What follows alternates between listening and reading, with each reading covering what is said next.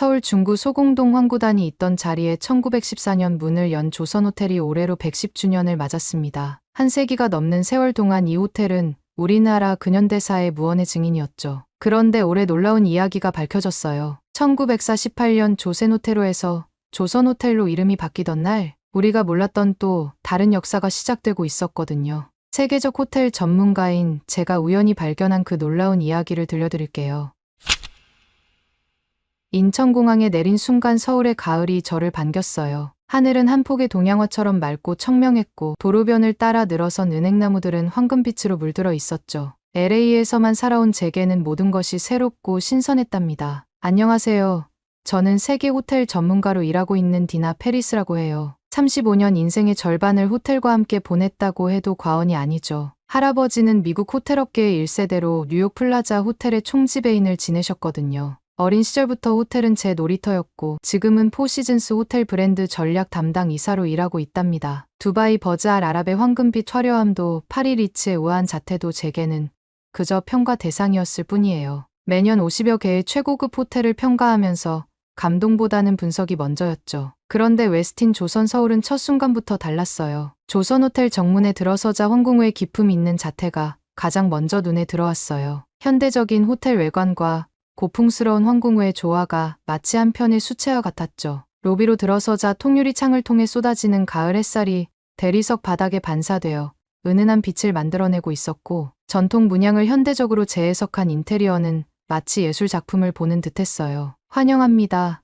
페리스님.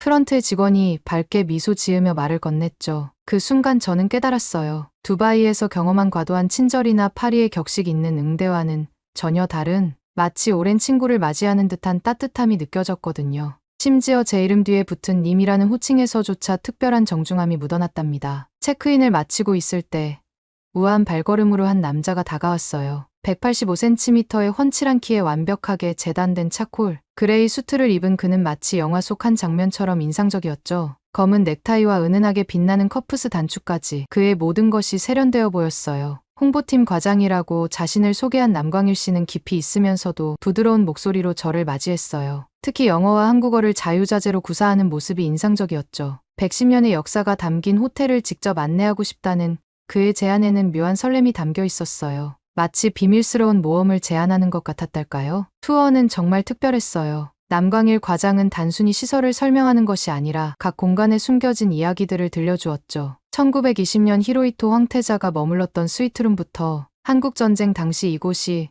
유엔군 사령부로 사용되었던 역사까지.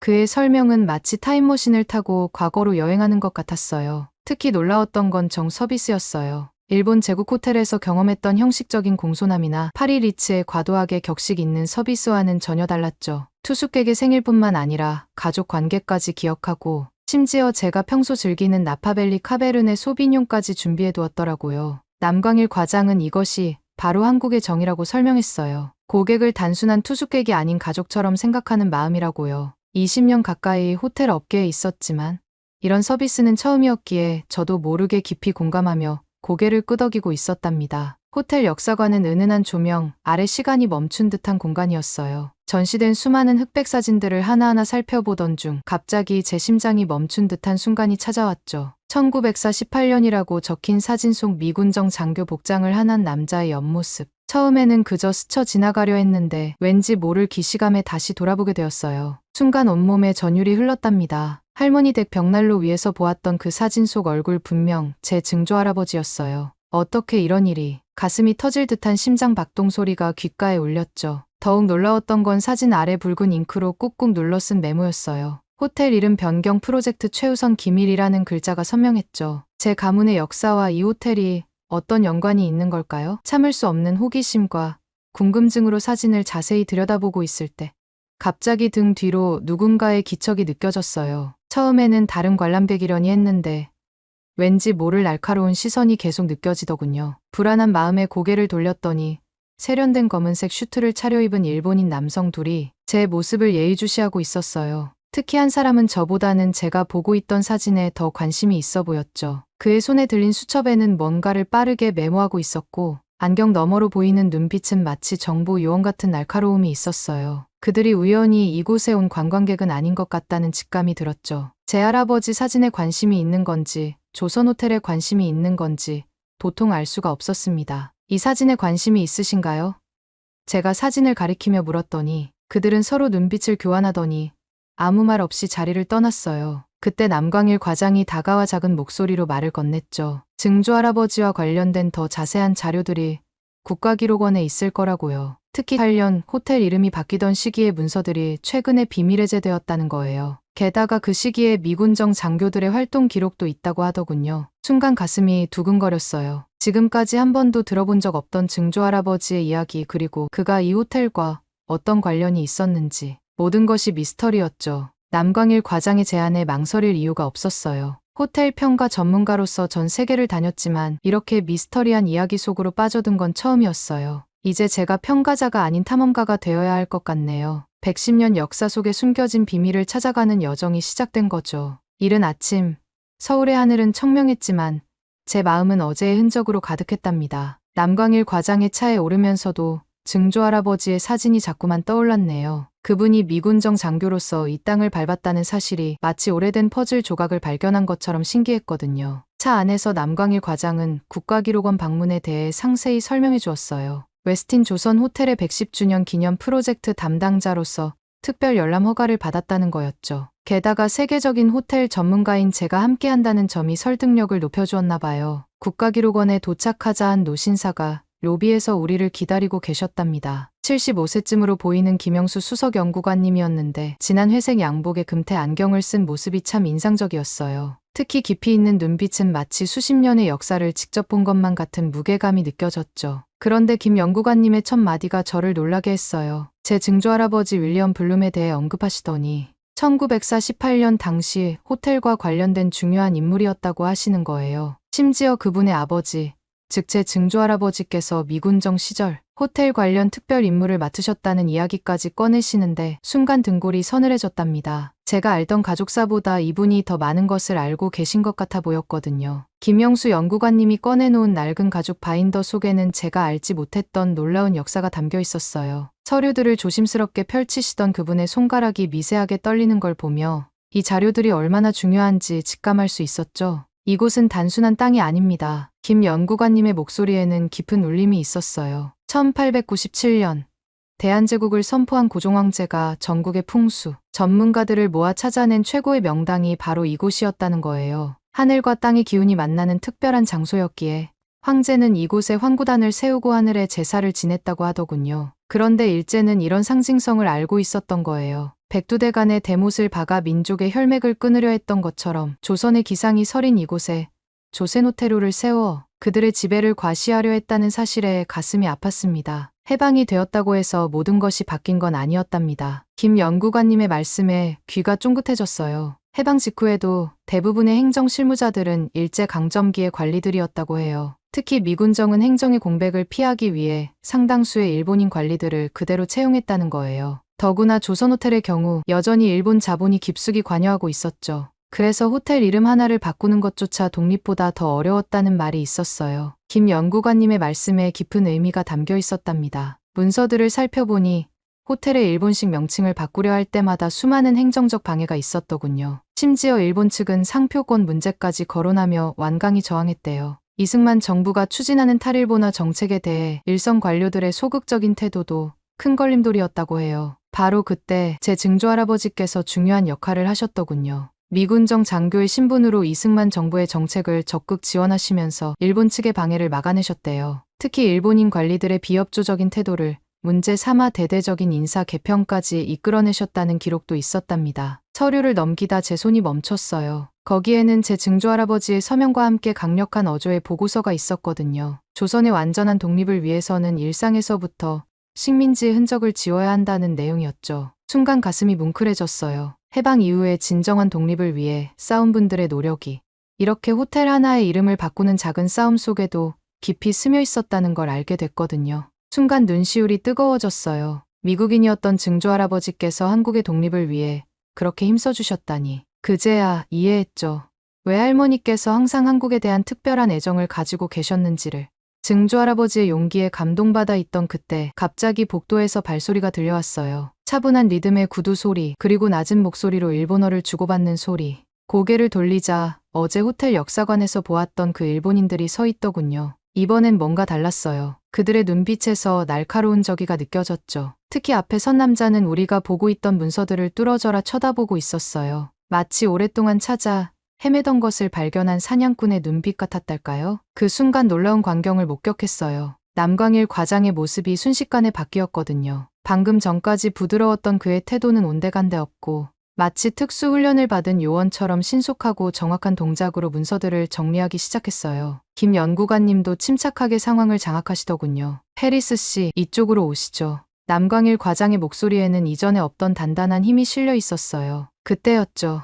문득 깨달았어요. 이 모든 상황이 우연이 아니라는 걸. 남광일 과장도 김 연구관님도 어쩌면 이 순간을 예상하고 있었던 건 아닐까 하는 생각마저 들었습니다. 한 호텔의 역사를 평가하러 왔다가 제 가문의 비밀과 한국 현대사의 숨겨진 이야기 속으로 빠져들고 있었어요. 이제 돌아갈 수 없을 것 같은 예감이 들었답니다. 국가기록원을 급하게 빠져나오면서 증조할아버지의 구체적인 활동이 궁금해졌어요. 남광일 과장에게 물어보자 그는 잠시 생각에 잠기더니 그 시절을 직접 겪으신 분을 만나보는 게 어떻겠냐고 제안했답니다. 남산 근처의 오래된 한옥 찻집으로 향하는 동안 남광일 과장은 우리가 만날 분에 대해 설명해 주었어요. 박인화 전 지배인님은 1948년 당시 호텔 식음료부 견습사원으로 시작해서 훗날 지배인까지 지내신 분이라고 했죠. 특히 제 증조할아버지와 자주 대화를 나누셨다는 말에 가슴이 설렜답니다. 한옥 대문을 열고 들어서자 고즈넉한 마당에 한 노신사가 앉아 계셨어요. 90세의 박인화 전 지배인님은 흰머리에 깊은 주름이 있었지만 눈빛만큼은 호기심 많은 청년 같았답니다. 곱게 다린 한복을 입고 계시는 모습이 한 폭의 그림처럼 보였죠. 저를 보시자마자 박 전 지배인님의 눈시울이 붉어졌어요. 윌리엄 블룸의 증손녀를 이렇게 만나다니 믿기지 않는다는 듯한 표정이셨죠. 그분의 목소리에는 깊은 감회가 묻어났어요. 그분은 그 시절 호텔이 겉으로는 일본식이었지만 속은 완전히 달랐다고 회상하셨어요. 특히 제 증조할아버지께서 한국인들에게 큰 힘이 되어주셨다는 말씀을 하실 때는 마치 오래된 추억을 끄집어내시는 것 같았답니다. 오후에 햇살이 한옥 처마 밑으로 스며드는 가운데 박 전 지배인님의 시선이 문득 남광일 과장에게 멈췄어요. 한참을 바라보시더니 깊은 한숨과 함께 과거의 기억을 꺼내셨답니다. 남상진, 바로 자네 할아버지 이름일세? 그 말에 남광일 과장의 얼굴이 순간 하얗게 변했어요. 저도 모르게 숨을 들이켰죠. 박 전 지배인님은 1948년 당시에 긴박했던 상황을 상세히 들려주셨어요. 남상진 씨는 표면적으로는 호텔 총무과 직원이었지만 실제로는 이승만 정부와 연락을 주고받는 특별한 임무를 맡고 있었대요. 호텔 내 비밀 회의실에서 정부 고위 인사들과 수시로 만남을 가졌고 특히 일본 자산 처리 문제를 논의했다고 해요. 특히 인상 깊었던 건 1948년 8월 15일 대한민국 정부 수립 직후의 이야기였어요. 당시 미군정은 일본인들의 재산권 주장 때문에 호텔 국유화에 난색을 표했대요. 하지만 제 증조할아버지와 남광일 과장의 할아버지는 포기하지 않으셨더군요. 두 분은 미군정 문서를 하나하나 검토하며 법적 근거를 찾아내셨다고 해요. 특히 1945년 9월 2일 일본의 항복 문서에 서명한 시점부터 모든 식민지, 자산의 권리가 소멸된다는 논리로 미군정을 설득하셨대요. 제 가슴이 쿵쾅거렸어요. 증조할아버지께서 이런 중요한 역할을 하셨다니. 게다가 남광일 과장의 할아버지와 함께 일하셨다니. 운명이란 게 정말 신기하단 생각이 들었답니다. 박 전 지배인님의 이야기를 들으며 문득 할머니의 말씀이 떠올랐네요. 할머니는 늘 책상 앞에 앉아 일기를 쓰시면서 역사는 기록하는 자의 것이라고, 우리가 기록하지 않으면 우리의 이야기는 사라지고 말 거라고 말씀하시곤 했거든요. 그 말씀이 이제야 가슴 깊이 와닿았답니다. 한동안 침묵이 이어지던 그때 남광일 과장의 눈빛이 달라졌어요. 마치 오랫동안 고민해왔던 이야기를 꺼내려는 듯한 깊이가 느껴졌죠. 그는 김도윤 총무과장님의 비밀 일지 이야기를 꺼냈는데 그분이 모든 것을 기록으로 남기셨을 거라고 했답니다. 그러자 창가에 앉아 계시던 박 전 지배인님의 표정이 순간 굳어졌어요. 깊은 주름 사이로 긴 한숨을 내쉬시더니 떨리는 목소리로 오래된 이야기를 꺼내시기 시작했습니다. 김도윤 과장님은 1945년 해방 직후 이 호텔의 첫 한국인 간부였다면서 겉으로는 평범한 총무과장이었지만 실제로는 독립운동의 핵심 인물이었다고 하시더군요. 잠시 말을 멈추고 주변을 살피시던 박 지배인님은 목소리를 더 낮추며 김도윤 과장님이 호텔을 통해 드나드는 모든 정보를 장악하고 계셨고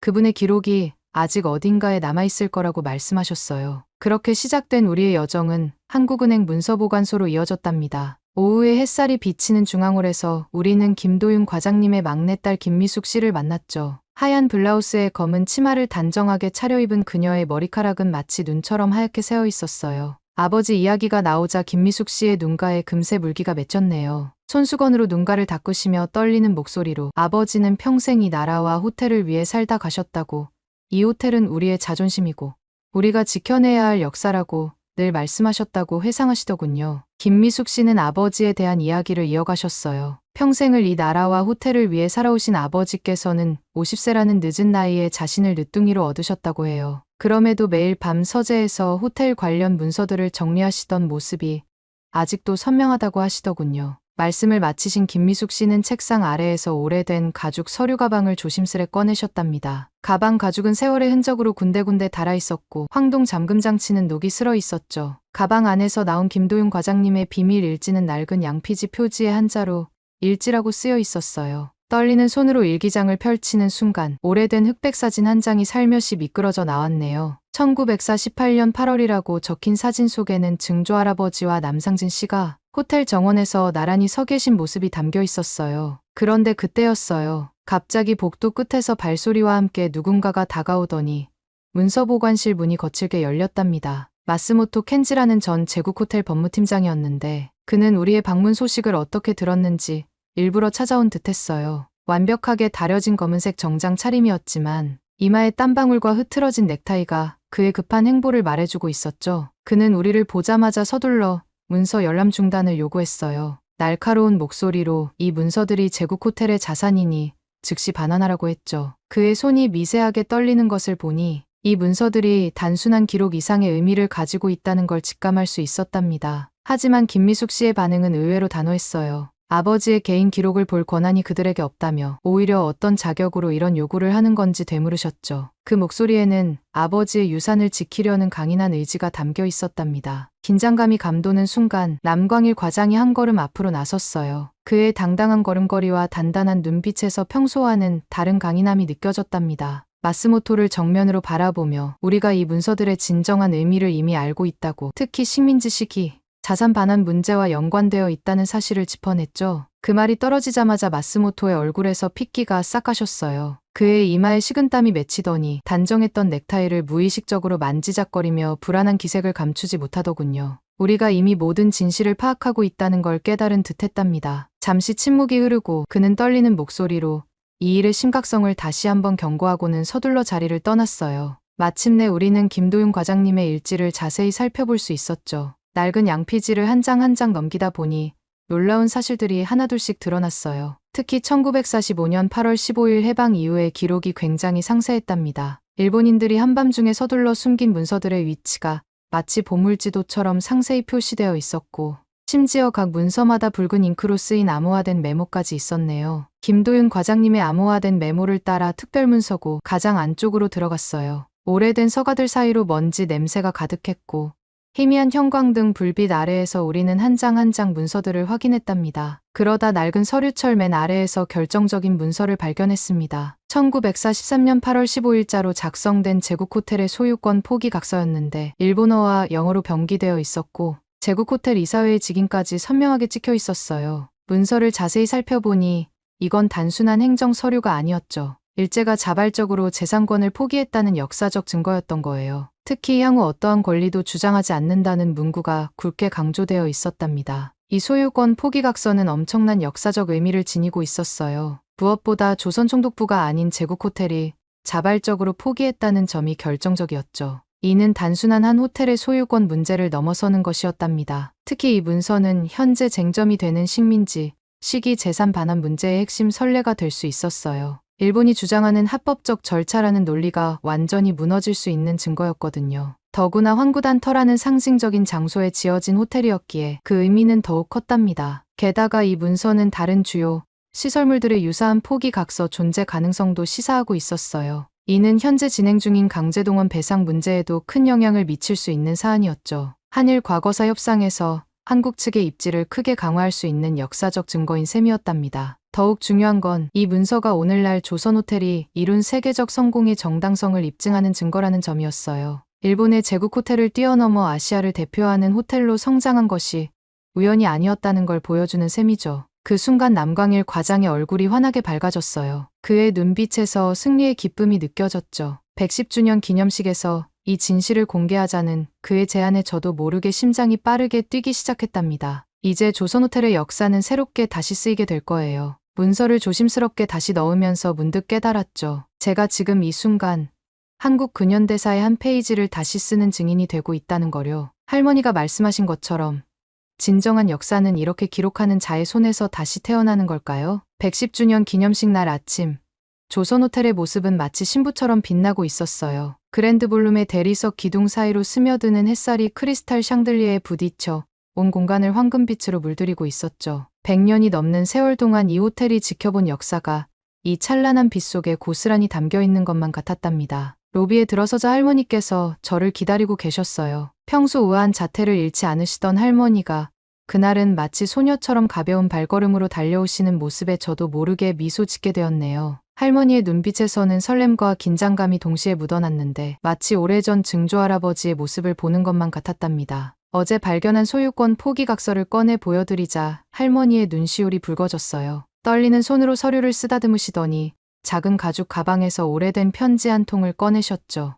증조할아버지께서 남기신 편지였는데 갈색으로 변색된 종이에는 조선의 완전한 독립과 호텔의 찬란한 미래를 바라는 간절한 마음이 담겨 있었답니다. 바로 그때 남광일 과장이 긴급한 발걸음으로 다가왔어요. 야마구치 켄 제국호텔 회장이 기념식장에 도착했다는 소식이었죠. 순간 공기가 얼어붙는 듯했지만 할머니는 오히려 더욱 단단한 눈빛으로 편지를 꾹 쥐셨어요. 우리 모두의 마음속에는 같은 생각이 들었답니다. 75년 전 증조할아버지께서 지키고자 하셨던 이 호텔의 자존심을 이제는 우리가 지켜낼 차례라는 것을요. 기념식이 시작된 황구단터에는 늦가을에 청명한 하늘이 펼쳐져 있었어요. 은행나무 아래 마련된 기념식장에서 봉정수 실장님이 이곳의 역사적 의미를 설명하시는데 그의 목소리에는 특별한 울림이 담겨 있었답니다. 1897년 고종황제께서 대한제국의 독립을 선포하신 곳이자 하늘의 제사를 지내던 성스러운 장소라는 설명에 참석자들의 표정이 숙연해지더군요. 특히 제임스 리처드슨 회장은 깊은 감동을 받은 듯했어요. 30년간 세계의 수많은 호텔을 평가해온 그가 조선호텔을 특별히 주목한 이유는 바로 이 역사적 의미와 전통문화의 현대적 계승 때문이었답니다. 그는 조선호텔만의 정성 서비스가 한국의 전통 예법과 현대적 감각이 완벽하게 조화를 이룬 최고의 사례라고 평가하더군요. 드디어 제가 연단에 올라 소유권 포기각서를 공개하는 순간이었어요. 가을 햇살 아래서 누렇게 변색된 문서를 조심스레 들어올리자 참석자들 사이에서 작은 탄성이 흘러나왔죠. 75년 전 이 순간을 위해 증조할아버지와 김도윤 과장님이 목숨을 걸고 지켜낸 진실이 제 손에 있다는 생각을 하니 시간이 멈춘 것 같았어요. 먼저 이 문서가 지닌 의미를 설명드렸답니다. 단순한 소유권 포기가 아닌 일제의 자발적 재산 포기를 증명하는 역사적 증거라는 점, 특히 강제동원 배상 문제에서 중요한 선례가 될 수 있다는 사실을요. 청중들의 숨소리가 점점 깊어지는 게 느껴졌죠. 그리고 이 문서가 발견된 장소 바로 이 황구단 터의 의미도 강조했어요. 대한제국의 자주독립 의지가 깃든 이곳에서 일제가 스스로 물러났다는 증거를 발견했다는 사실에 참석자들의 눈빛이 달라지더군요. 특히 세계호텔협회의 리처드슨 회장은 이 역사적 승리가 오늘날 조선호텔의 세계적 성공으로 이어졌다며 깊이 공감해 주었답니다. 한국 전통의 정성 서비스가 세계 최고 수준으로 인정받게 된 배경에는 이런 자존심과 투쟁의 역사가 있었다는 거죠. 야마구치 회장이 창백한 얼굴로 자리를 떠났을 때 할머니는 눈물을 흘리시며 제 손을 꼭 잡으셨어요. 이제 더 이상 숨기거나 부정할 수 없는 진실이 세상에 드러난 거예요. 이것은 한 호텔의 승리를 넘어 대한민국의 자존심을 되찾는 순간이었답니다. 제 심장은 마치 터질 것처럼 뛰고 있었어요. 110년의 역사가 이 순간을 기다려왔다는 생각에 목소리가 떨렸답니다. 증조할아버지가 꿈꾸셨던 그 승리의 순간이 바로 지금이라는 걸 온몸으로 느낄 수 있었죠. 떨리는 목소리로 연설을 계속했어요. 황구단의 혼이 깃든 이곳에서 한국의 호텔 서비스가 세계의 표준이 될 것이라고 선언했더니 객석에서 뜨거운 박수가 터져 나왔답니다. 특히 100년 전 일본식 서비스를 강요받던 이 자리에서 이제는 한국의 서비스 정신이 세계를 감동시키고 있다는 말에 많은 분들이 눈시울을 붉히셨어요. 기념식이 끝나고 할머니와 함께 호텔 옥상으로 올라갔죠. 서울의 화려한 야경이 발 아래 펼쳐진 가운데 할머니는 조용히 눈물을 흘리시며 증조할아버지의 이야기를 들려주셨어요. 젊은 시절의 증조할아버지는 이미 이 순간을 꿈꾸고 계셨다고, 한국이 세계의 중심이 될 것을 믿어 의심치 않으셨다고 하시더군요. 다음 날 아침, LA행 비행기에 오르면서 창밖으로 호텔을 바라보았어요. 황금빛 아침 햇살을 받아 더욱 당당해 보이는 호텔의 모습이 마치 증조할아버지의 미소 같았답니다. 이제 저는 세계 호텔 평가단장으로서 새로운 사명을 가지게 됐어요. 한국의 호텔 서비스가 얼마나 위대한지, 그 속에 담긴 자부심의 역사가 얼마나 깊은지를 전 세계에 알리는 것. 그것이 바로 제가 이어받은 새로운 100년의 시작인 거죠. 오늘 사연은 여기까지입니다. 어떻게 들으셨나요? 오늘 사연이 재미있으셨다면 구독 버튼 한 번만 눌러주세요. 저는 더 좋은 사연으로 찾아뵐게요. 감동도서관이었습니다. 감사합니다. 안녕하세요. 저는 독일 오스뮴 인스티튜트의 글로벌 기술이전 총괄 매니저 니나 페트리입니다. 금보다 2000배나 희귀하고 다이아몬드보다 더 찬란하게 빛나는 오스뮴은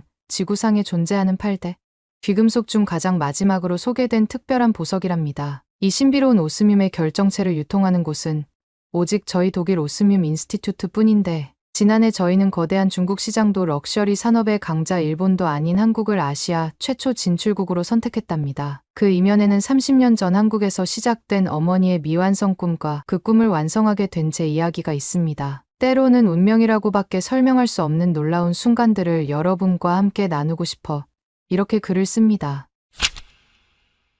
차가운 12월의 미넨, 회색빛 하늘이 무겁게 내려앉은 노르트엔트 거리의 한 아파트에서 저는 어머니의 마지막 흔적들을 정리하고 있었답니다. 창틀에 부딪히는 차가운 빗방울 소리를 들으며 30년 동안 어머니가 살아오신 이 공간을 하나둘 비워가는 일은 제 마음도 함께 비워내는 것 같았거든요. 루푸스라는 희귀 자가면역 질환과 오랜 투병 끝에 49세에 이른 나이로 떠나신 어머니는 이름난 재료공학자로서의 꿈과 함께 수많은 연구들을 미완성인 채 남겨두셨죠. 오후에 희미한 빛 속에서 먼지 쌓인 책장을 정리하던 중 가장 깊숙한 구석에서 발견한 1993년의 낡은 연구노트는 겉표지가 반쯤 떨어져 있었는데요. 노란빛으로 변색된 페이지 사이로 독일어와 낯선 문자가 빼곡히 적혀 있었고, 그게 한글이란 걸 알게 된 순간 제 심장은 크게 요동쳤답니다. 1993년 9월 15일 KAIST 교환학생 첫날, 정갈한 독일어로 시작된 첫 문장 아래로 한글과 독일어가 마치 물결처럼 뒤섞여 있었어요. 한국의 젊은 연구자들은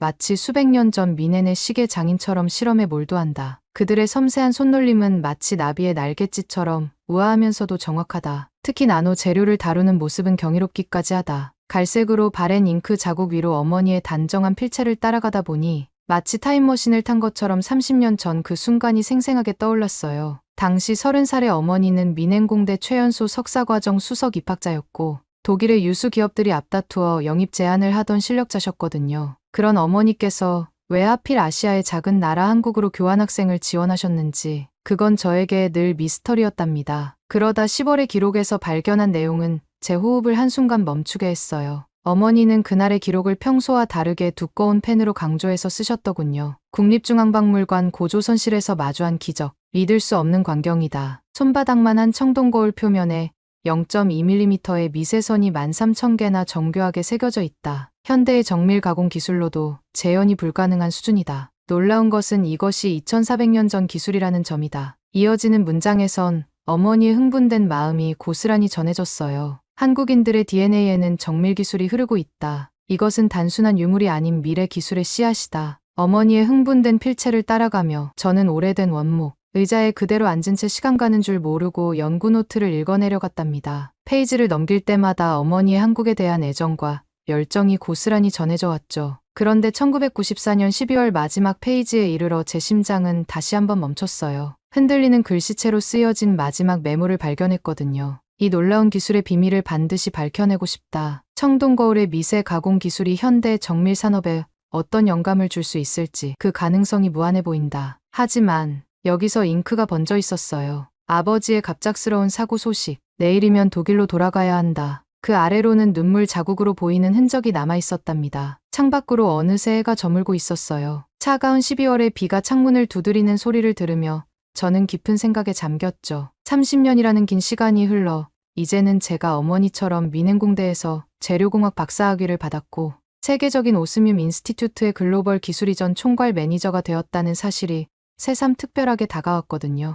그리고 바로 어제 본사 임원실에서 들은 소식은 마치 운명의 장난처럼 느껴졌어요. 아시아 시장 진출 프로젝트의 책임자로 제가 지명되었다는 발표를 들은 순간 등골을 타고 전류가 흐르는 듯한 느낌을 받았답니다. CF 볼프강은 중국과 일본 시장의 규모를 강조하며 우리의 선택이 명확하다고 주장했죠. 물론 그의 말대로였답니다. 중국의 거대한 소비 시장과 일본의 탄탄한 럭셔리 산업 기반은 숫자로도 한눈에 들어왔거든요. 하지만 그 순간 저는 깊은 숨을 한번 들이마시고 조용히 가방에서 어머니의 연구 노트 이야기를 꺼냈습니다. 떨리는 목소리를 진정시키며 저는 1993년 어머니가 이미 보셨던 것에 대해 이야기하기 시작했어요. 한국인들의 DNA에 흐르는 정밀 기술의 가능성, 그리고 2400년 전 청동거울에서 시작되어 현대 반도체 산업으로 이어진 그들의 장인정신까지. 회의실의 정막 속에서 제 목소리는 점점 더 힘을 얻어갔답니다. 시장의 크기만이 전부가 아니라는 걸 강조하면서 세상에서 가장 희귀하고 아름다운 우리의 오스뮴이 진정으로 빛날 수 있는 곳이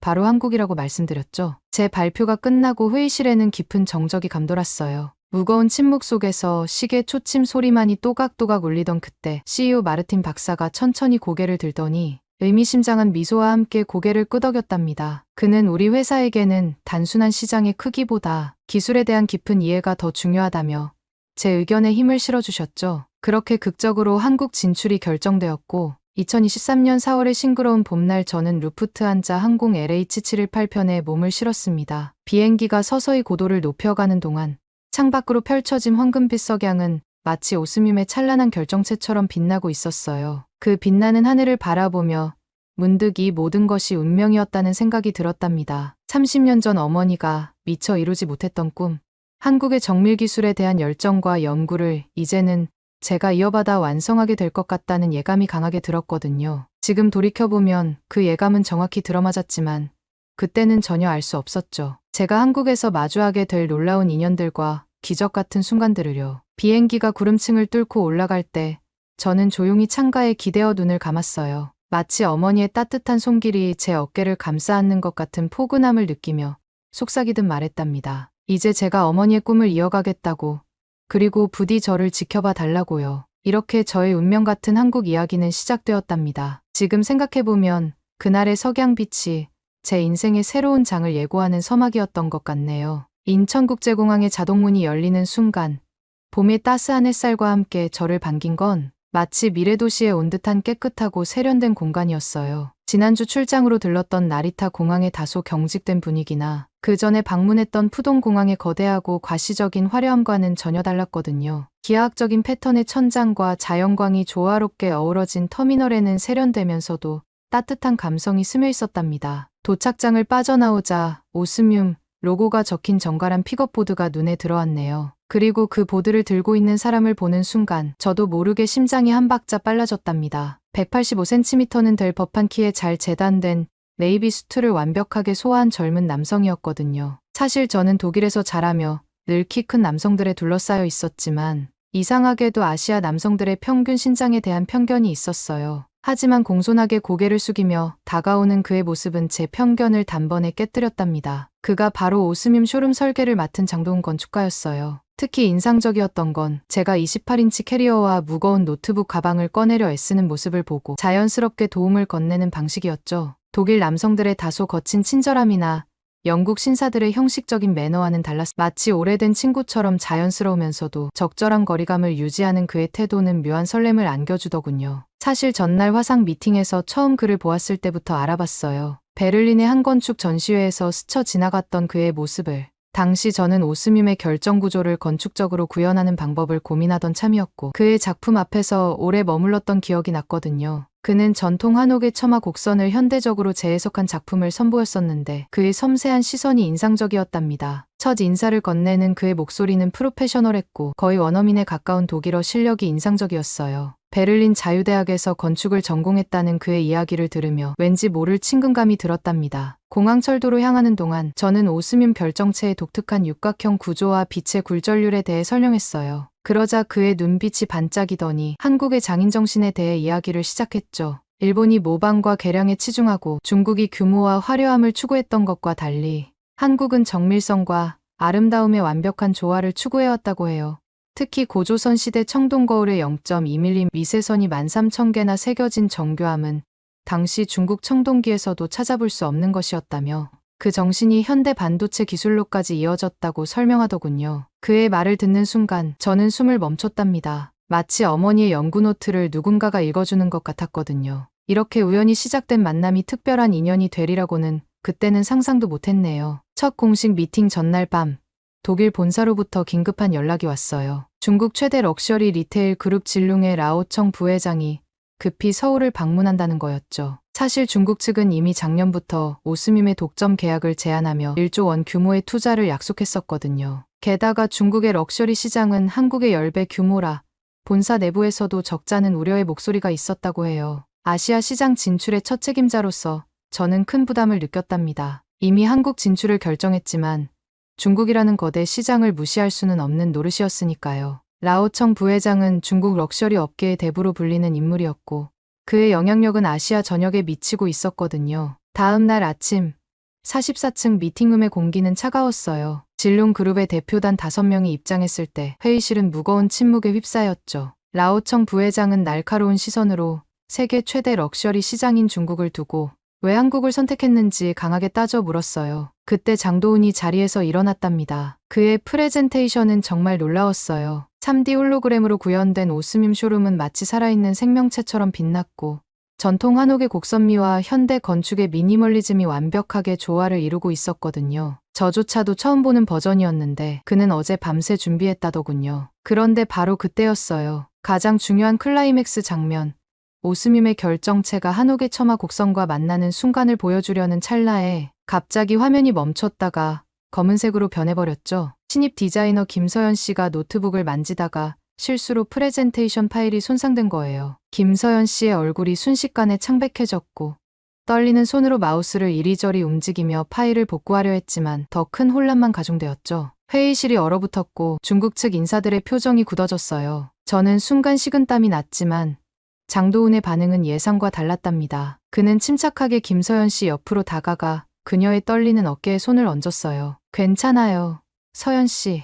저도 첫 발표 때 이보다 더 큰 실수를 했었죠. 이제 우리가 며칠 전 이야기했던 그 아이디어를 직접 보여드릴 기회가 왔네요. 부드럽게 속삭이듯 말하더군요. 그 순간 저는 가슴 한구석이 따뜻해지는 걸 느꼈어요. 독일에서는 상상도 할 수 없는 장면이었거든요. 실수한 직원을 다그치기보다 오히려 용기를 북돋아주는 모습이 너무나 신선했답니다. 그러고는 즉석에서 태블릿을 꺼내 손으로 직접 오스밈 쇼룸의 스케치를 그리기 시작했는데 그의 손끝에서 탄생하는 실시간 스케치는 마치 마법과도 같았어요. 오히려 준비된 3D 렌더링보다 더 생동감 있고 설득력 있게 디자인의 핵심을 표현해냈죠. 단순한 건축물이 아닌 오스뮴처럼 희소성 있는 예술 작품이 그의 손끝에서 생명력을 얻어가는 듯했어요. 라오청 부회장의 굳어있던 표정이 조금씩 풀어지더니 오히려 스케치를 더 가까이서 보고 싶다며 앞으로 다가왔답니다. 나중에 알고 보니 장도훈은 프리츠커 상위 최연소 후보에 오른 실력파 건축가였어요. 그의 즉흥적인 스케치가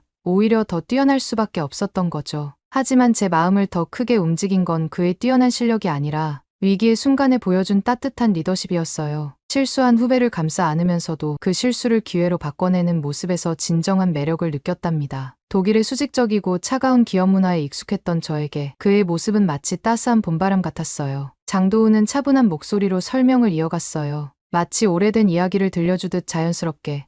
중국의 시장성은 분명 매력적이지만 오스뮴은 단순한 사치품이 아닌 예술이 되어야 한다고 말했죠. 한국은 고조선 시대부터 이어온 정교한 기술력과 미적 감각이 있으며 0.2mm의 미세한 선으로 13,000개의 문양을 새긴 청동 거울처럼 오스뮴의 가치를 극대화할 기술력이 있다고 설명했어요. 그의 설명이 이어질수록 회의실의 분위기는 놀랍게 변화했고 예상치 못한 실수는 오히려 더 강렬한 인상을 남겼답니다. 라오청 부회장도 결국 고개를 끄덕이며 우리의 비전에 동의했고 오히려 중국 진출 때는 한국의 성공 사례를 참고하고 싶다는 의견까지 내놓았어요. 하지만 제 마음을 더욱 설레게 한 건 그 후의 일이었어요. 성공적인 프레젠테이션이 끝난 후에도 장도훈은 김서연 씨에게 다가가 오늘 실수 덕분에 오히려 더 좋은 프레젠테이션이 됐어요. 서연 씨가 있어 다행이에요 라며 따뜻하게 위로해 주더군요. 그 말을 듣는 순간 마치 제가 김서연 씨가 된 것처럼 가슴이 두근거렸어요. 그날 저녁 늦게까지 사무실에 남아 원본 파일을 복구하는 두 사람의 모습을 몰래 지켜보며 저는 이상한 감정을 느꼈답니다. 장도훈이 김서연 씨의 모니터 앞에 앉아 차근차근 설명해주는 모습에 묘한 질투심마저 들었거든요. 실수해서 혼나기는커녕 저렇게 다정하게 배려받다니 순간 저도 실수를 하면 어떤 반응을 보일까 하는 엉뚱한 생각까지 들었다니까요. 수직적인 위계질서가 강한 독일 기업에서는 상상도 할 수 없는 광경이었어요. 하지만 장도훈은 달랐죠. 그의 리더십은 권위적이지 않으면서도 깊은 신뢰를 주는 그런 특별한 것이었답니다. 위기 상황에서 보여준 그의 진정성과 따뜻한 리더십에 그만 제 마음을 빼앗기고 말았네요. 어쩌면 저도 모르게 김서연 씨가 부러웠던 건 그의 따뜻한 배려를 독차지한다는 생각 때문이었을지도 모르겠어요. 그래서였을까요? 미팅 후 장도훈이 제안한 서울 투어가 마치 데이트처럼 느껴졌어요. 물론 공식적으로는 오스뮴 쇼룸의 컨셉을 위한 현장 답사였지만 제 마음은 자꾸만 설레었답니다. 을지로의 좁은 골목길을 걸으며 그의 넓은 어깨가 제 시선에서 떠나지 않았거든요. 특히 오래된 금속 공방에서 장도훈이 노장인과 이야기를 나누는 모습은 정말 인상적이었어요. 마치 오래된 친구처럼 스스럼 없이 대화를 나누면서도 장인의 기술을 존중하는 그의 겸손한 태도에 또 한 번 매료되고 말았죠. 낡은 공구를 다루는 노장인의 손놀림에서 현대 반도체 기술의 정밀함으로 이어지는 한국의 기술, DNA를 설명하는 그의 목소리는 어쩐지 더욱 매력적으로 들렸답니다. 동대문 디자인 플라자로 향하는 길에서는 우리의 어깨가 스치기도 했어요. 그때마다 심장이 두근거렸죠. 자하디드의 미래적인 곡선을 설명하는 그의 표정에서 눈을 떼지 못하는 제 자신을 발견했답니다. 분명 업무적인 대화였는데 왜인지 모든 순간이 로맨틱하게 느껴졌어요. 석양이 물들 무렵 우리는 롯데월드타워 전망대에 올랐어요. 발 아래 펼쳐진 서울의 야경은 마치 은하수처럼 빛났는데 그때 장도훈이 문득 독일에서는 한국의 변화를 어떻게 바라보는지 물어왔답니다. 그의 갑작스러운 질문에 저는 잠시 생각에 잠겼어요. 최근 베를린에서도 한국 문화의 영향력이 놀라울 정도로 커지고 있었거든요. 장도훈은 흥미진진한 통계들을 하나씩 들려주었어요. 넷플릭스가 향후 4년간 한국 콘텐츠에만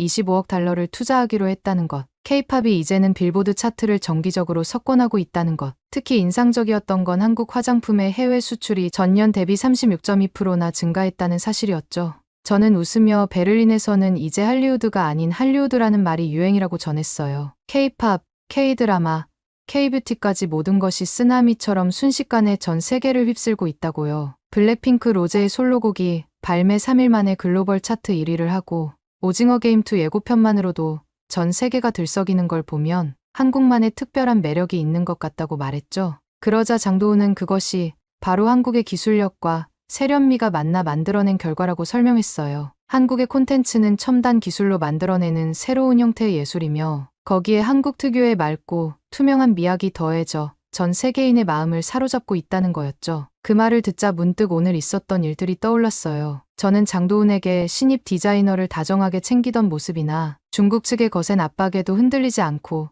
자신의 비전을 지켜낸 것처럼 한국의 성공 비결은 기술력뿐만 아니라 따뜻한 정서와 굳건한 자부심에 있는 것 같다고 말했답니다. 장도훈은 고개를 끄덕이며 미소 지었어요. 한국의 가공식품 수출액이 120억 달러를 돌파했다는 이야기를 하면서 이제는 한국의 모든 것이 세계인의 라이프 스타일을 바꾸고 있다고 덧붙였죠. 그의 이야기를 들으며 저는 오스뮴의 한국 진출이 얼마나 탁월한 선택이었는지 다시 한번 확신하게 되었어요. 하지만 그보다 더 좋았던 건 이 모든 대화가 마치 달콤한 데이트처럼 느껴졌다는 거예요. 석양에 물든 서울을 배경으로 한국의 미래를 이야기하는 그의 모습은 오늘 제가 본 그 어떤 한류 스타보다도 매력적으로 보였답니다. 그때 장도훈이 수줍은 미소와 함께 제안을 했어요. 이모가 운영하는 K살롱이라는 카페가 근처에 있는데 독일 손님에게 한국의 전통차를 소개하고 싶다고요. 강남의 한적한 골목에 자리 잡은 K살롱은 들어서는 순간부터 특별했어요. 어디선가 맡아본 듯한 차, 향과 은은한 재즈 선율, 마치 오래전 어머니의 연구실에서 느꼈던 그 아늑한 분위기가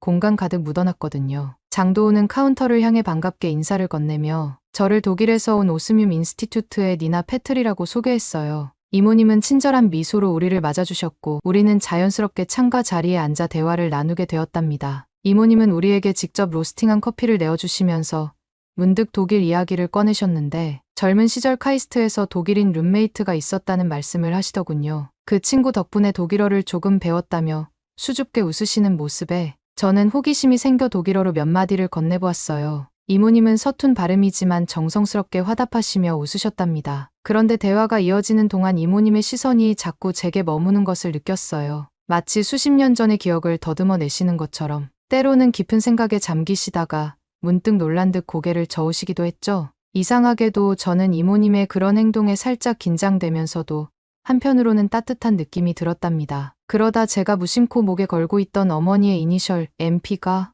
새겨진 목걸이를 만지작거렸을 때 이모님의 표정이 확연히 달라졌어요. 마치 번개가 치듯 이모님의 시선이 그 목걸이에 꽂혔고 커피잔을 들고 계시던 손이 미세하게 떨리기 시작했죠. 카페의 은은한 재즈 음악만이 흐르는 묘한 침묵이 이어지는 가운데 이모님의 떨리는 눈동자와 파르르 떨리는 입술을 통해 무언가 큰 동요가 일어나고 있음을 느낄 수 있었어요. 마침내 이모님은 과거의 유령을 마주한 듯한 표정으로 제 목걸이의 이니셜이 마리아 패트리의 것이 맞느냐고 물으셨죠. 그 순간 저는 온몸에 전율이 흐르는 걸 느꼈어요. 독일에서도 거의 불리지 않던 어머니의 본명을 이곳에서, 그것도 낯선 카페의 주인이 알고 계시다니요. 저도 모르게 떨리는 목소리로 어떻게 아시는지 여쭤보았죠. 제 확인에 이모님의 얼굴에서 핏기가 완전히 가셨어요. 마치 시간이 멈춘 것처럼 그 자리에 얼어붙으신 채 떨리는 목소리로 제가 마리아의 딸이냐고 물으셨지만 그 말씀조차 끝맺지 못하고 손으로 입을 가리신 채 그대로 굳어버리셨답니다. 그 순간 카페의 공기마저 멈춘 것만 같았어요. 장도은도 이 예상치 못한 상황에 놀란 듯 저와 이모님을 번갈아 바라보며 말을 잊은 채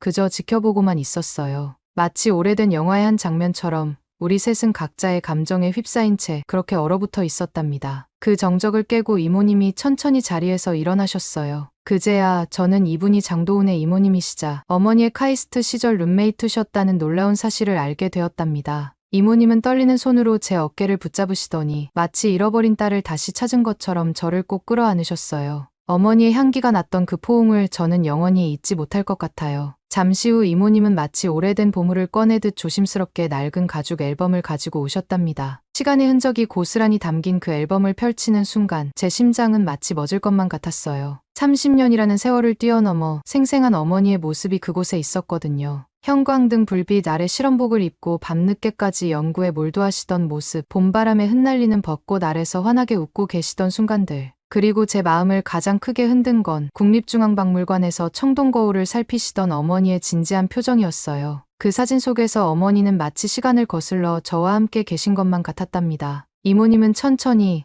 하지만 감정이 북받쳐 오르는 목소리로 어머니 이야기를 들려주셨어요. 어머니가 얼마나 한국의 미래를 굳게 믿으셨는지 청동거울에서 발견한 정교한 기술이 현대의 반도체까지 이어질 거라고 확신하셨다고요. 특히 한국인들의 손끝에는 마법 같은 정밀함이 있다고 늘 말씀하셨다는 이야기를 들려주실 때는 마치 어머니의 목소리가 들리는 것만 같았어요. 저도 모르게 눈물이 흘러내렸고 그 눈물 사이로 어머니의 꿈이 보였답니다. 어머니가 그토록 사랑하셨던 이 나라에서 제가 지금 어머니의 꿈을 이어가고 있다는 사실이 가슴 깊이 와닿았어요. 장도은은 조용히 다가와 제 어깨에 손을 얹었고 그의 따뜻한 온기가 저를 더욱 울컥하게 만들었답니다. 그날 밤 호텔로 돌아오는 차 안에서 저는 마치 꿈을 꾸는 것만 같았어요. 어머니의 젊은 시절 사진들 그리고 이모님의 이야기들이 제 마음속에서 파도처럼 밀려왔다 밀려갔다 했거든요. 30년 전 어머니가 보셨던 것들을 제가 지금 똑같이 보고 있다는 사실이 신기하면서도 왠지 모를 숙명처럼 느껴졌답니다. 창밖으로 스쳐 지나가는 서울의 밤거리는 마치 별들이 쏟아져 내린 것처럼 반짝였어요. 강남의 화려한 빌딩 숲을 지나는 동안 문득 이런 생각이 들었죠. 우리 오스뮴이 한국을 선택한 것은 결코 우연이 아닐 거라고요. 어쩌면 어머니의 마지막 소원이 저를 이끌어 이곳으로 오게 한 것은 아닐까 하고요. 호텔 방으로 돌아와 보니 테이블 위에는 장도은이 건네준 오스뮴 쇼룸 스케치와 이모님이 복사해주신 어머니의 옛 사진들이 나란히 놓여 있었어요. 젊은 시절 어머니가 청동거울을 연구하시던 진지한 표정과 장도은이 그린 오스뮴 쇼룸의 우아한 곡선이 묘하게 겹쳐 보이더군요. 그리고 그때 깨달았답니다. 이곳 서울은 오스뮴보다도 더 빛나는 도시라는 것을요. 그리고 제가 이곳에서 찾게 될 것들은 단순한 비즈니스의 성공을 넘어 어쩌면 제 인생의 가장 큰 선물이 될지도 모른다는 것을요. 이모님을 만난 다음 날 아침 일찍 장도은의 차를 타고 국립중앙박물관으로 향했어요. 밤새 설레는 마음에 잠을 설쳤지만 이상하게도 피곤하지 않더군요. 어제 밤늦게까지 읽었던 어머니의 연구 노트는 마치 보물처럼 품에 안은 채로 10년 전 어머니의 발걸음을 따라가는 기분이었답니다. 박물관 입구에서부터 제 심장은 쿵쾅거리기 시작했어요. 어머니가 걸었을 이 길을 어머니가 숨 쉬었을 이 공기를, 그리고 어머니가 바라보았을 이 풍경을 마치 시간 여행을 하는 것만 같았죠. 장도훈은 그런 제 마음을 아는지 모르는지 조용히 한 걸음 뒤에서 저를 지켜보며 따라오더군요. 고조선실에 들어서는 순간 저도 모르게 발걸음이 멈췄어요. 진열장 속 청동 거울이 은은한 조명을 받아 신비롭게 빛나고 있었거든요. 어머니의 연구 노트를 펼쳐들고 거울을 바라보는데 갑자기 눈앞이 흐려졌답니다. 노트에 빼곡히 적힌 어머니의 글씨가 0.2mm 미세선 13,000개에 대한 세세한 기록이 마치 살아 움직이는 것처럼 느껴졌어요. 장도훈은 제 곁에서 전문가다운 설명을 이어갔어요. 청동 거울의 동심원 문양이 어떻게 배치되어 있는지, 각각의 선이 어떤 의미를 담고 있는지, 그리고 이 정교한 기술이 어떻게 계승되어 왔는지를.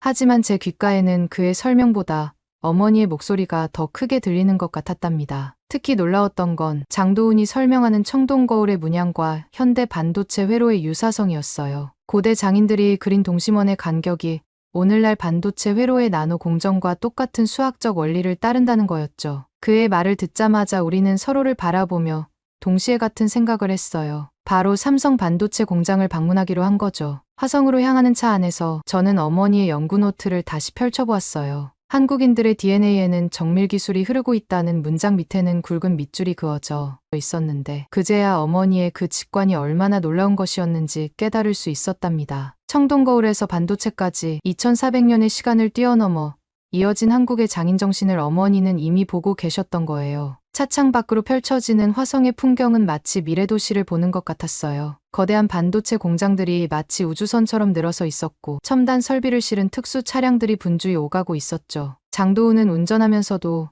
종종 제게 설명을 덧붙여 주었어요. 이곳이 단순한 공장 단지가 아닌 세계 반도체 산업의 심장부라는 거요. 보안 검색대를 통과하고 처음 마주한 삼성 반도체 공장의 전경은 압도적이었어요. 은빛으로 빛나는 건물 외벽이 마치 거대한 반도체 칩처럼 보였죠. 특수 방진복으로 갈아입고 에어샤워를 거치면서 이곳의 모든 것이 나노 단위의 정밀함으로 통제된다는 걸 실감할 수 있었답니다. 청정실에 들어서자 마치 다른 세계에 온 것 같았어요. 형광등 불빛 아래 반짝이는 첨단 장비들, 그리고 그 사이를 오가는 작업자들의 모습이 눈에 들어왔죠. 특히 인상적이었던 건 거대한 기계 앞에서 작은 모니터를 들여다보며 미세한 조정을 하는 엔지니어의 손놀림이었어요. 마치 30년 전 어머니가 보셨던 청동 거울의 장인을 보는 것 같았답니다. 지금 보시는 게 3나노 공정이라고 설명하던 김 박사의 말에 저는 숨을 멈췄어요. 머리카락 굵기의 수만 분의 1 크기의 회로를 그리는 작업이며 세계에서 우리와 대만만이 가능한 기술이라고 했죠. 특히 수율은 우리가 세계 최고 수준을 자랑하고 있다는 설명이 이어졌어요. 그의 설명을 들으며 저는 문득 아침에 봤던 청동 거울의 미세선들이 떠올랐 2400년 전 장인의 손끝에서 탄생한 0.2mm의 정교한 선들이 이제는 나노 단위의 회로가 되어 이어지고 있다는 사실이 경이롭게 느껴졌죠. 바로 그때 어머니의 연구 노트에 적힌 구절이 번개처럼 스쳐 지나갔어요. 청동 거울의 미세선이 현대 정밀 산업에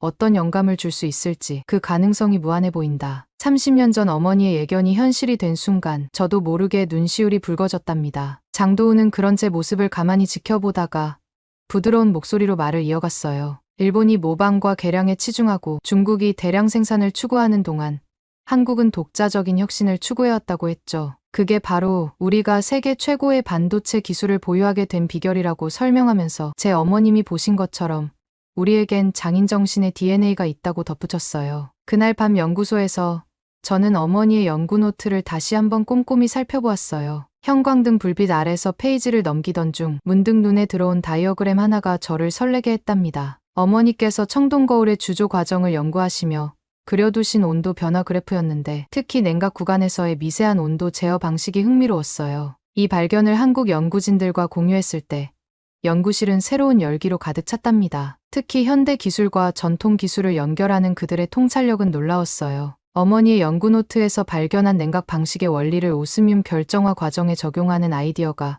점점 구체화되어 갔죠. 그리고 마침내 이 연구가 장도훈의 건축 디자인과 만나는 순간이 왔어요. 그가 설계한 쇼룸의 외벽에 오스뮴 결정을 장식하는 방식을 제안했을 때 모두가 그 가능성에 눈을 반짝였답니다. 전통 한옥의 처마 곡선을 따라 흐르는 육각형 구조의 오스뮴 결정들은 마치 은하수가 지상으로 내려온 것처럼 황홀한 풍경을 만들어냈어요. 첫 테스트 시공이 끝난 그날 저녁 우리는 모두 숨을 죽인 채 건물을 바라보고 있었죠. 석양이 오스뮴 결정에 부딪히며 만들어내는 광채는 그 어떤 보석으로도 표현할 수 없는 신비로움을 자아냈어요. 마치 수천 개의 다이아몬드가 동시에 빛나는 것 같으면서도 그보다 더 깊고 풍부한 빛이었죠. 특히 인상적이었던 건 보는 각도에 따라 계속해서 변화하는 색채였어요. 때로는 푸른빛으로, 때로는 보랏빛으로 시시각각 변화하는 모습이 마치 살아 숨쉬는 것만 같았답니다. 장도은이 서 있던 자리에서 한 걸음 물러나 건물 전체를 바라보았을 때 저는 심장이 크게 뛰는 것을 느꼈어요. 그의 건축 디자인이 만들어낸 우아한 곡선과 오스뮴 별정의 찬란한 빛이 만나 만들어낸 광경은 마치 미래에서 온 한옥을 보는 것 같았거든요. 장도은은 이것을 현대 건축과 과학기술의 완벽한 조화라고 불렀지만 제 눈에는 그 이상의 것이 보였어요. 청동거울의 장인이 그랬듯 오늘날의 한국 장인들도 여전히 그 정교한 손길로 미래를 빚어내고 있었어요. 이것이야말로 어머니가 그토록 이야기하시던 한국의 장인정신, 바로 그 진수라는 걸 가슴 깊이 느낄 수 있었답니다. 점점 어두워지는 하늘 아래서 더욱 강렬하게 빛나는 오스뮴 별정들을 보며 저는 어머니도 이 순간을 어딘가에서 지켜보고 계실 거란 생각에 눈시울이 붉어졌어요. 며칠 뒤 연구실에서 밤늦게까지 실험 데이터를 검토하고 있을 때였어요. 모니터의 차가운 불빛이 눈을 피로하게 만들고 어깨는 뻐근해져 있었죠. 그때 문득 실험실 문이 조용히 열리며 장도은이 두 잔의 커피를 들고 들어왔어요. 따뜻한 커피향이 실험실의 무거운 공기를 한순간에 부드럽게 만들었답니다. 이모님이 제가 너무 무리하는 것 같아 걱정된다는 말씀을 전하며 커피를 건네는 장도은의 목소리에는 진심 어린 걱정이 묻어 있었어요. 그의 따뜻한 배려가 가슴 한켠을 살며시 데우는 것을 느꼈답니다. 커피잔을 들고 큰 창가로 다가가 야경을 바라보았어요. 화성 반도체 단지의 불빛들이 마치 또 하나의 은하수처럼 반짝이고 있었죠. 푸른빛과 은빛이 교차하는 그 풍경 속에서 문득 운명이란 단어가 떠올라 30년 전 어머니가 발견하신 청동거울의 비밀이 이제는 오스뮴이라는 새로운 빛으로 피어나고 있다는 게 얼마나 신비로운 일인지, 마치 누군가가 정교하게 짜놓은 시나리오처럼 모든 것이 하나로 이어지고 있다는 생각이 들었답니다. 장도은이 조용히 제 옆에 와서 섰어요. 그의 존재만으로도 가슴이 편안해지는 걸 느끼며 저는 행복한 미소를 지었어요. 차가운 유리창에 비친 우리의 모습이 마치 오래된 사진 한 장처럼 선명하게 담겼죠. 이제 이곳에는 제가 이뤄나갈 꿈이 있고 어머니의 열정이 이어지고 있으며, 그리고 조용히 제 곁을 지켜주는 운명 같은 사람이 있으니까요. 창 너머로 보이는 반도체 단지의 불빛들처럼 제 미래도 이렇게 반짝일 거란 확신이 들었답니다. 서울에서의 마지막 미팅을 마치고 연구실에서 데이터를 정리하고 있던 그날 밤, 제 인생에서 가장 긴 밤이 시작되었어요. 창밖으로 내리는 차가운 겨울비 소리를 들으며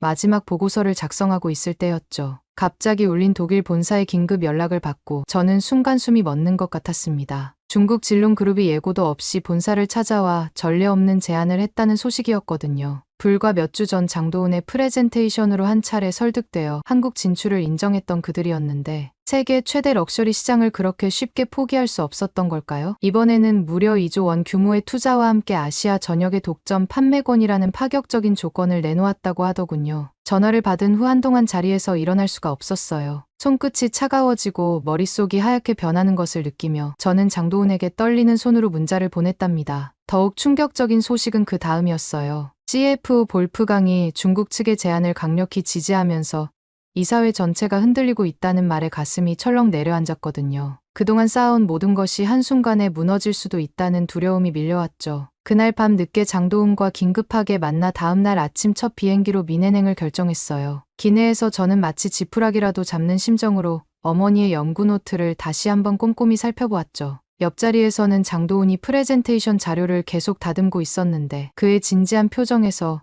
왠지 모를 안정감을 느낄 수 있었답니다. 11시간의 비행 끝에 도착한 미네는 차갑고 음산한 겨울 날씨였어요. 본사 이사회 회의실 문 앞에 섰을 때는 심장이 터질 것만 같더군요. 문을 열자 차가운 공기 속에서 진롱그룹의 임원들과 우리 이사진들의 날카로운 시선이 저희를 향했습니다. 그때 장도은이 제 손을 살며시 잡아주었는데 그 따뜻한 온기가 지금도 생생하게 기억나네요. 차가운 회의실의 정막을 깨고 장도은이 자리에서 일어났어요. 그의 단단한 목소리가 회의실을 가득 채우기 시작했죠. 3D 홀로그램으로 구현된 오스뮴 쇼룸의 최종 디자인이 회의실 중앙에 떠오르는 순간 이사진들의 표정이 미묘하게 변화하는 것을 느낄 수 있었답니다. 전통 한옥의 우아한 곡선을 따라 흐르는 오스뮴 결정체들은 마치 살아 움직이는 듯했어요. 장도훈은 한국의 미학이 어떻게 오스뮴의 가치를 극대화할 수 있는지 기술과 예술의 조화를 통해 차근차근 설명해 나갔죠. 특히 실제 구현된 오스뮴 결정화 기술의 시연 장면에서는 CF 볼프강조차 자신도 모르게 앞으로 몸을 기울이더군요. 은은하게 빛나는 결정체들이 만들어내는 오로라 같은 빛의 향연의 진룡 그룹의 임원들도 감탄사를 내뱉었다니까요. 그리고 마침내 제 차례가 왔어요. 떨리는 손으로 어머니의 연구 노트를 꺼내 들었을 때 심장이 터질 것만 같았죠. 하지만 노트를 펼치는 순간 이상하게도 마음이 차분해지는 걸 느꼈답니다. 마치 어머니가 제 옆에 서 계신 것 같은 느낌이 들었거든요. 2400년 전 고조선의 청동거울 이야기를 시작하면서 저는 어머니가 남기신 연구 스케치들을 하나씩 보여드렸어요. 0.2mm의 미세선이 13,000개나 정교하게 새겨진 청동거울의 비밀에서부터 그 정신이 현대 반도체 기술로 이어지기까지의 여정을 설명하는 동안 마치 어머니의 목소리가 제 안에서 울리는 것 같았답니다. 마지막 슬라이드를 앞두고 잠시 숨을 고르며 저는 회의실을 둘러보았어요. 시장의 크기만이 전부가 아닙니다. 제 목소리가 회의실에 울려 퍼졌죠. 그 순간만큼은 제 안의 모든 두려움이 사라진 것 같았어요. 오스뮴이 진정한 빛을 발하기 위해서는 기술력과 장인정신이 필요합니다. 그리고 그것은 바로 한국이 가진 최고의 가치입니다. 이 말을 하는 동안